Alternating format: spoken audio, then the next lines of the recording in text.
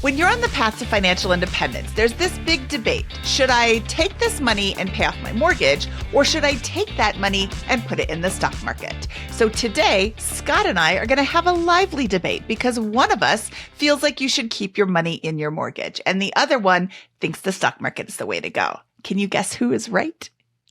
Me. All right. Hello, and welcome to the BiggerPockets Money Podcast.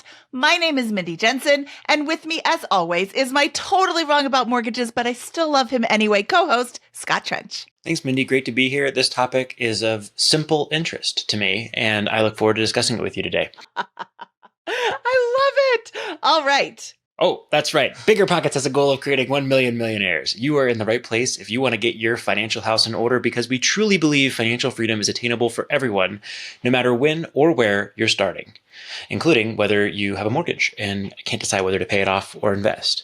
In this episode, we're going to talk about how you should be looking at your portfolio to determine when and if paying off your mortgage is ever a good FIRE decision and whether the FIRE math supports that. We're going to discuss a quick refresh on how to calculate your FI number. We're going to talk about how to determine when and where some folks may consider paying off their mortgage or not. And we're going to discuss how that can affect your timeline to financial independence. So Mindy and I obviously disagree. A lot of this will be a debate. Mindy, I would love to open this up by hearing why you shouldn't pay the mortgage. I think you have prepared a lot of math and a big argument for that, which I will dissect shortly. Okay, so I have actual real life examples for why you should not pay off your mortgage. But before I give that, I want to caveat. This is only for people who are considering paying it off versus considering keeping it. If you have financial trauma in your past that just does not allow you to sleep at night without having a mortgage paid off, then this conversation is not for you. This conversation is for the people who truly aren't sure, should I pay off my mortgage or should I invest? So, Scott, my true life story. I was born in a small town. Fast forwarding to 2019, back when interest rates were still really low, I was able to purchase the house that I am recording from right now for $365,000, which was a huge discount because it was gross, as my houses tend to be. It was a smoker's house, so they had smoked in this house for 40 years. The carpeting was like just holding in all this stuff. It was horribly outdated and nobody wanted this house. So it was already sitting for a long time. The sellers were getting very anxious. And in order for me to be able to get it for such a reduced price, I had to be able to close quickly. So I rated my 401k in the form of a loan, not in the form of cashing it out. I rated my 401k, my husband's 401k. I got a line of credit on my other house that I had been living in. And I sold a collectible car to gather up all the cash so that I could pay cash for it and close very quickly. You didn't sell your Tesla stock? I sold my Acura NSX. Got it. Okay. I think we sold Tesla stock to buy the Tesla car. But anyway. So we bought in September of 2019. And then 6 months later, we cash out refinance. We pulled out 80% of the value of the home and grabbed that cash. So now we have a mortgage. Our mortgage is at 2.875. And I know that interest rates have gone up, but this is what happened with me. So we pulled out $319,000. And since then we have paid $31,500 in interest approximately. But we took that $319, we put some of it back into pay off the 401k loans. We invested $152,000 in a variety of things. That $152,000 is now worth $322,000, which is a gain of about $170,000. We invested mostly in funds like VTSAX and VGT, which is Vanguard's tech fund. We also bought 40 shares of Tesla. Now, Tesla has far underperformed the funds, including VTSAX, but VTSAX has far underperformed the VGT that we put it in. If we had put it all in VTSAX, we would only be up $140,000. And also note that we took that 150,000 and paid off the line of credit and the 401k loans and all of that. So if we'd invested the entire 319,000, we'd have a whole lot more, but we would also have paid a lot more interest because the home equity is a variable rate. And we were just like, yeah, I want to close this out, pay this all off. So I am up $170,000 simply because I have chosen to have a mortgage. And actually, if we're going to be fair, I'm up $140,000 because I've paid $30,000 in interest. So that is my argument, Scott. But I will also caveat that I have heard people say, oh, the reason that I want to pay off my mortgage is because if I didn't put the money into the house, I would spend it. And I'm technically not spending it. I'm investing it. All right. How are we doing? Is it time for me to react to? It is time for you to react. Let's get something off the books immediately.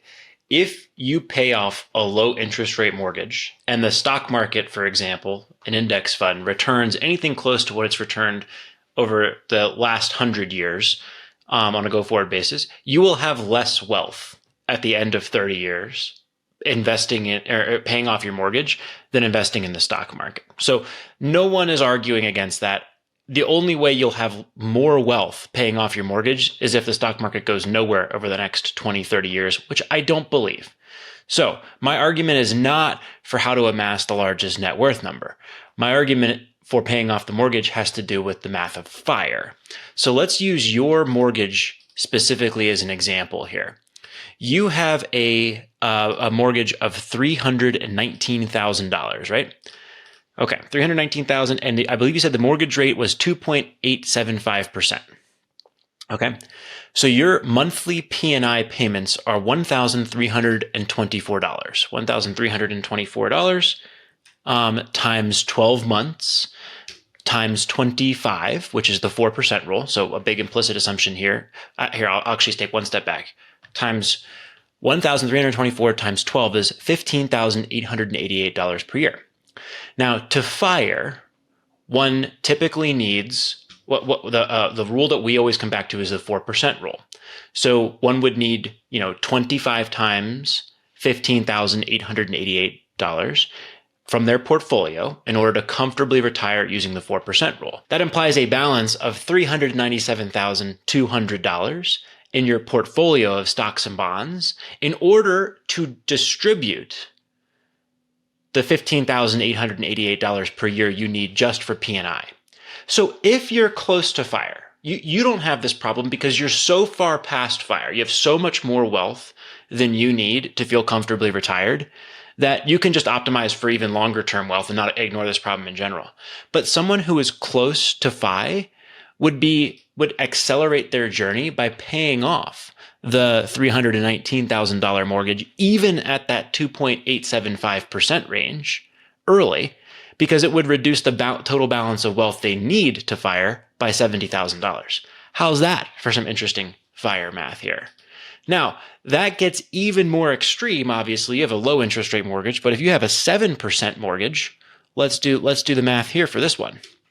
So that's a $2,122 P&I payment.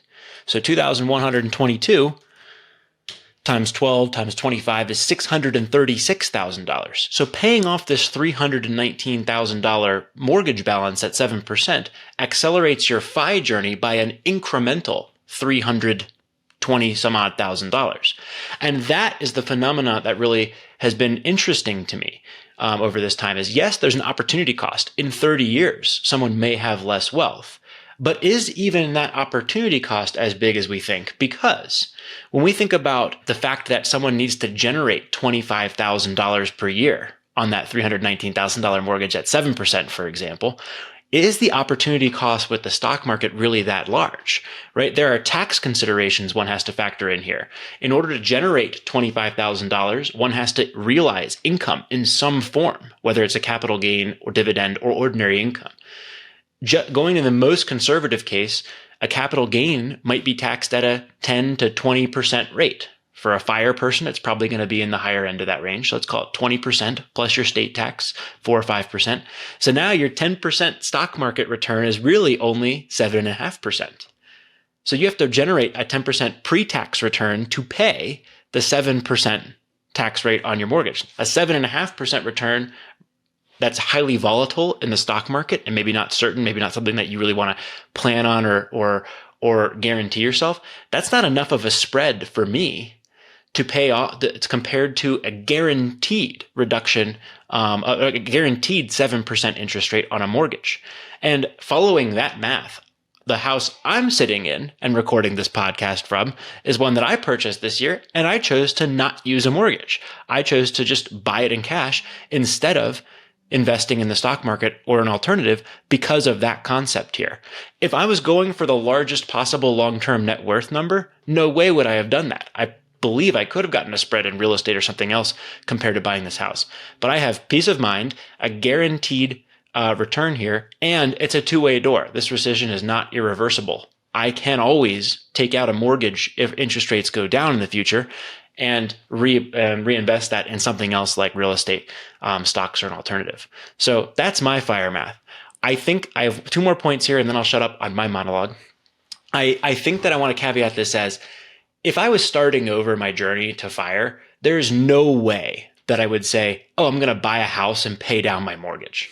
Right? This is not a good tactic for someone starting on their journey. But I think that for someone who's close to fire, even if they have the 2.85% mortgage, that paying that off may be the thing that actually moves them over the edge and gets them comfortable with financial independence. There's a model that I need to build here to calculate that. I wanted to have it done for today, but I didn't have a chance to do it. And sometimes I've delayed on these types of discussions for months and months and months until I actually get around to building this thing out.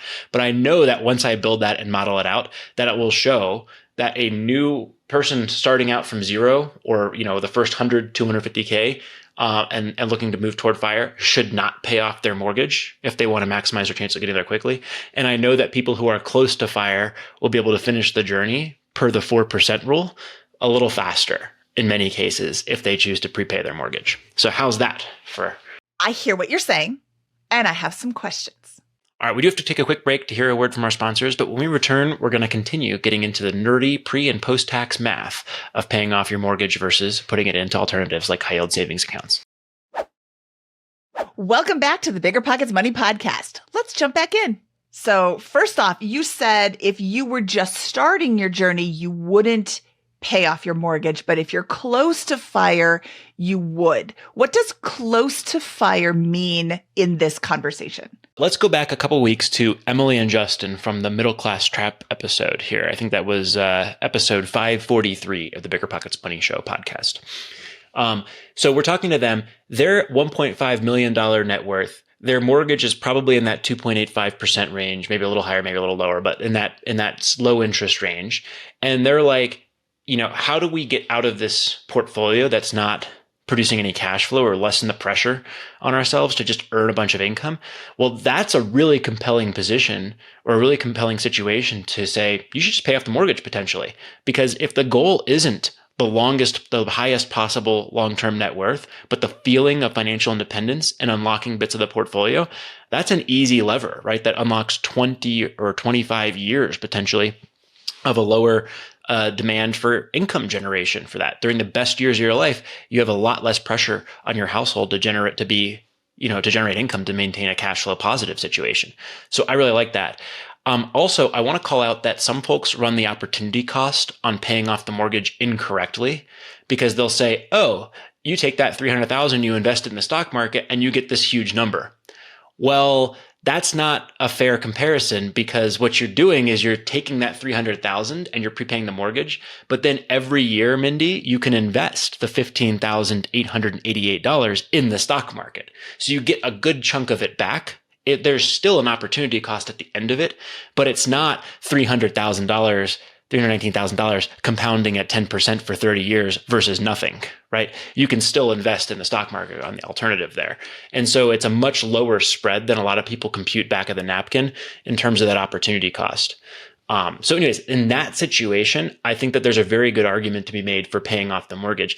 And I think that argument is only that much more powerful for folks like me who bought a house in 2024 or 2023 with the higher interest rate environment. I will give you that the higher interest rate environment would definitely give me a different thought process. And you said something, it isn't 319,000 versus nothing. And I think that's really important to point out. I think a lot of people don't calculate these numbers correctly. They think in terms of absolutes. It's either 319 or it's nothing. And that's not true. And I am just as guilty as anybody else of thinking in more absolutes. Scott, what is your opinion of taking the difference? Let's use my $1,324 a month PI payment. And let's say I wanted to make a $1,500 a month payment in order to pay that off. What is your thought of making the 1,324 and then taking the 176 and putting it into a high interest checking account or a high interest savings account so that I have access to the money? I'm still making this additional payment. I'm just not paying the mortgage company that. I am making more in interest. Now, somebody pointed out that you are going to pay taxes on that interest. Yeah, that's my big problem, right? So in Colorado, right, you take someone who has the ability to generate $319,000 in cash is likely in a moderate to high income tax bracket. So someone who's capable of making this choice, which is most of the people who we're talking about on this episode, right? A third of the people listening to BiggerPockets Money are millionaires and are likely to have some version of this problem in their lives, right? So this is not for everybody. This is not for somebody who's starting out. You're like, oh, privileged to have to discuss paying off the mortgage or investing. This is for folks who have the choice to make there. But let's say your household, Mindy, you're talking about this. You're going to earn 5% if you're doing a good job in your high yield savings account. That would be a good high yield savings account. You have to probably move your money pretty frequently to sustain that because they always dip and dive in various banks. I think Ally right now, my account is like 4.75 or something like that. Let's say you're good and you get 5%. Okay. In Colorado, the highest tax bracket is 43.8% when we blend federal income tax, state tax, Medicare, and Medicaid, and then Social Security. Okay, so that is going to cut your return from 5% to a little over 2.5% in terms of the yield on that, which is lower than the interest rate on your mortgage right now at 2.85%. It'll be some difference there. You, like probably most other people in this situation, probably just take the standard deduction. So you're not itemizing your mortgage on this. So it is a true net negative arbitrage to put that money in a high yield savings account, in my view, compared to paying off the mortgage in a situation like yours. So in my situation, because we're talking such low interest, I would still, if I was in this position of I wanted to pay off the mortgage earlier, and I used to be in this position, and I am no longer, but I would still put it into the interest-bearing account versus putting it into the mortgage for the sole purpose of being able to access those funds if I needed them. Once you put them into your mortgage, you have paid down or paid off your mortgage. The only way to tap into your home equity is a home equity loan, another mortgage, or a home equity line of credit, all of which come with a much higher interest rate than what I am currently paying on my mortgage and even what I would be paying with regards to the putting it in the account. So I would say if you are in this position where you are not financially independent, you don't like debt,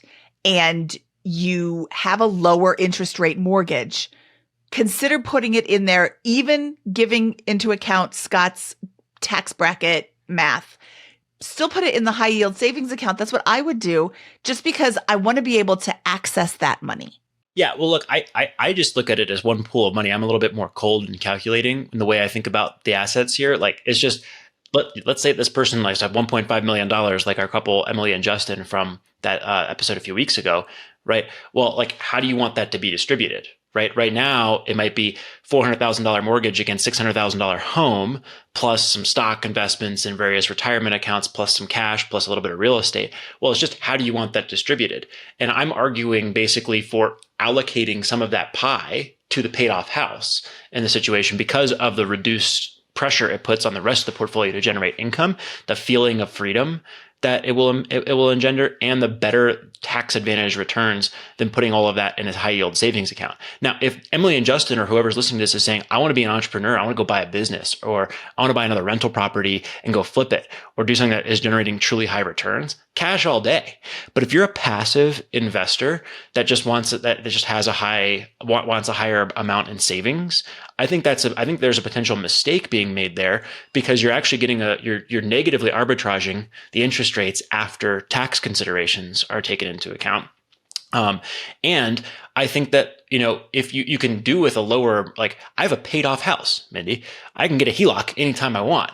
I don't need to have quite as much cash in there. In the event that I needed cash, yes, I'd be paying a higher interest rate to borrow a HELOC, but for the rest of the time, I'm not paying 7% interest on my mortgage. So I think that there's a very good odds of that being a really positive spread there. So I think that's the way I would think about that's the way I would politely debate your point there.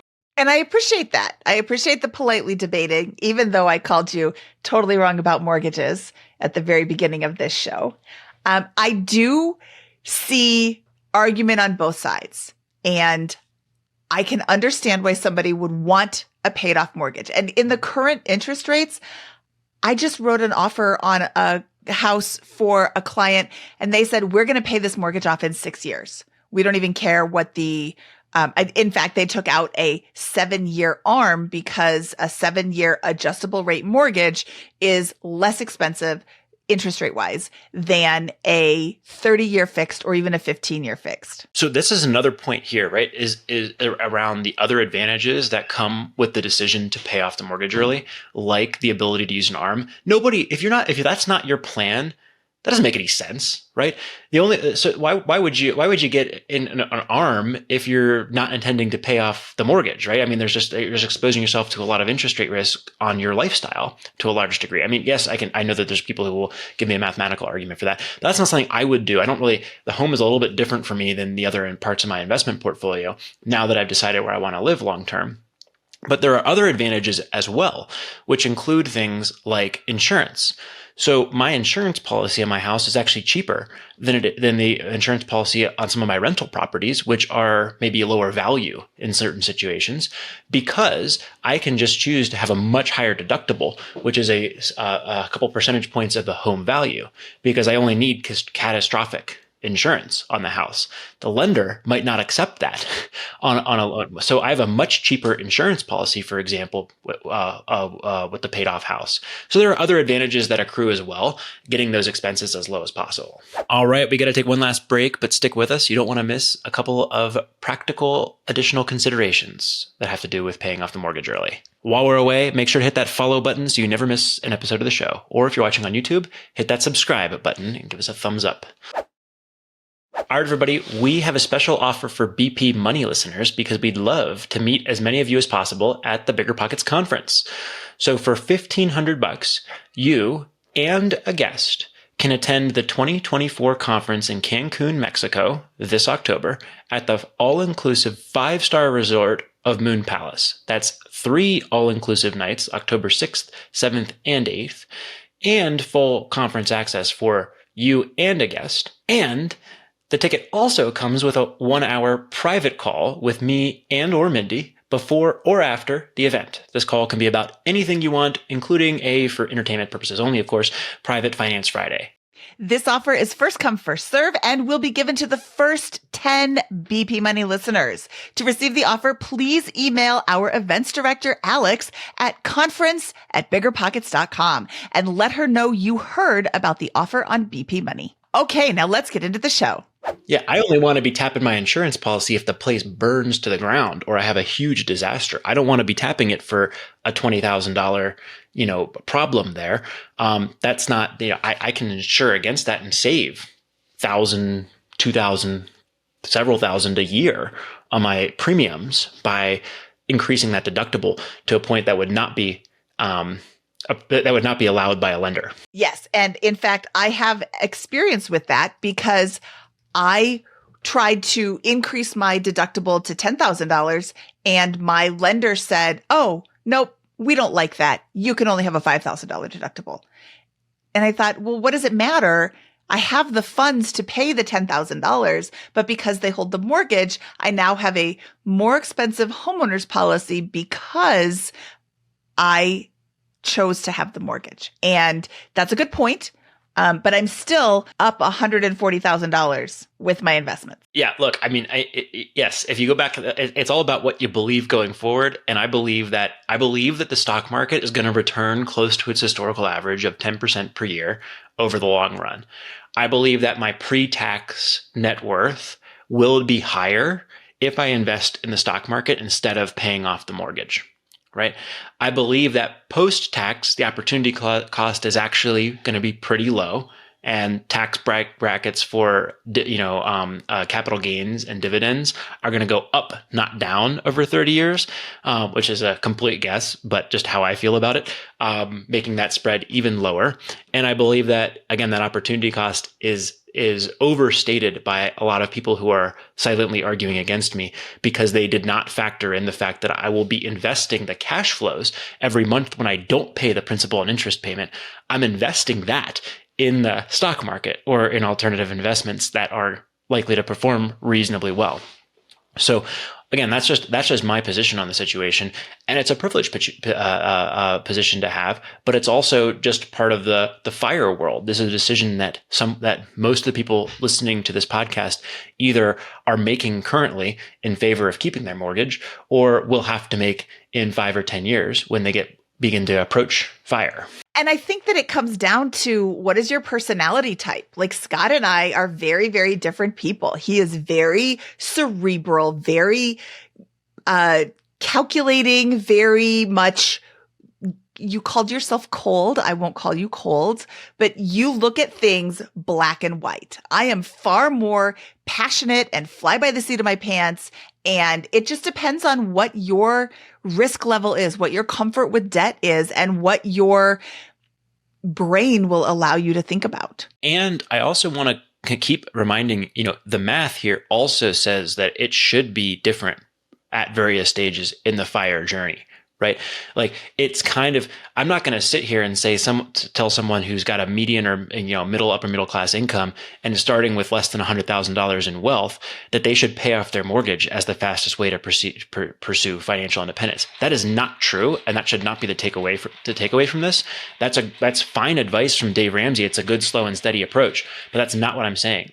I'm saying that someone who is close to FI, probably well over the $1 million net worth mark, may find that paying off the mortgage accelerates their completion of the financial independence equation. Having a portfolio that is 25 times the amount of their annual household spending, paying off the mortgage may be a big step in completing and satisfying that equation earlier than not paying it off. And you should really run the math for yourself there. Okay. Well, you know what? I want to hear from our listeners. Have you paid off your mortgage, or have you specifically not paid off your mortgage, and why? Either direction. No judgment, Scott. And I will not judge you. And none of our listeners, if you share this in the Facebook group at facebook.com/groups/BP money, none of our listeners will make fun of you. If they do, tag me and I will come in and boot them out, because this is definitely a personal finances, personal, kind of the height of the personal finances, personal conversation. If you want to pay off your mortgage, ultimately, I'm not making your mortgage payments for you, so go ahead and pay it off. Scott's not making them either, so you can keep it if you want. And for the record, despite the math that I just described over the FIRE, I only paid off the mortgage on my primary, which would have been at the higher interest rates in today's environment, and I have not paid off the mortgages on my investment properties. Now, part of that is because I still work and I'm well past my FIRE number, so I can take the better long-term returns that come with leverage on an overall basis. But, I don't want to tell folks that I necessarily would have done this if I had a 3% mortgage on my existing house personally, but it definitely made sense to me at 6.5%, 7% to just pay it off. Okay. Well, I'm glad that you caveated all of that. Again, listeners, we want to hear from you, and we want to hear what you're doing and why. And even if just I don't like debt is the reason, that's a valid reason. Like I said, it's personal finance is personal. All right, Scott, I think we have shared both sides of our story. Is there anything else you'd like to add before we skedaddle? The only thing I want to add is that I think that a lot of people can't help themselves. Maybe I'm a part of this group and say, yeah, I know the stock market returned 10%-ish on average, compounding over the last 70, 100 years. But really, is it going to do that over the next 20 to 30 years? And if that's in the back of your mind as well, that continues to be another, little dial, little extra oomph on the paying off the mortgage early argument there. Yeah. Like I said, personal finance is personal. So make the decision based on something. Not just, Dave Ramsey told me that the paid off house is the new BMW or whatever his thing says. If you don't identify with paying off your house, then don't. Keep your mortgage. If you do, then, take Scott's side. I'll still like you. I think in 2024, we say the paid off home is the new Rivian. Ooh, the new Rivian. Daphne wants a Rivian. She's like, Mom, when I turn 16, will you buy me one? I'm like, no. All right. Just as a reminder, we have a website, BiggerPockets.com, where you can go to learn everything there is to know about real estate investing. And we will see you there. Scott and I are in the forums frequently. So give us a shout out, give us a tag, and we will come in and have a conversation with you. Scott, should we get out of here? Let's do it. That wraps up this episode of the Bigger Pockets Money podcast. He, of course, is the Scott Trench, and I am Mindy Jensen saying bye-bye, Dragon's Eye. Bigger Pockets Money was created by Mindy Jensen and Scott Trench. This episode was produced by Eric Knudsen. Copywriting by Calico Content. Post-production by Exodus Media and Chris Micken. Thanks for listening.